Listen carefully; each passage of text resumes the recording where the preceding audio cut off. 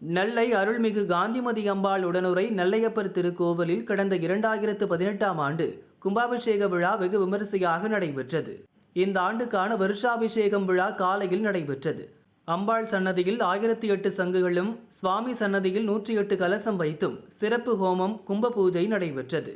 காலை 9 மணிக்கு மேல் 10:30 மணிக்குள் அருள்மிகு சுவாமி நெல்லையப்பர் அருள் தரும் காந்திமதி அம்பாள், ஸ்ரீ ஆறுமுக நயினார், மூல மகாலிங்கம் உள்ளிட்ட சந்நிதி விமானங்களுக்கு வருஷாபிஷேகம் நடைபெற்றது. தொடர்ந்து மூலஸ்தானத்தில் சிறப்பு அபிஷேகம் மற்றும் அலங்காரம், மகா தீபாராதனைகள் காட்டப்பட்டது. ஏராளமான பக்தர்கள் சுவாமி தரிசனம் செய்தனர்.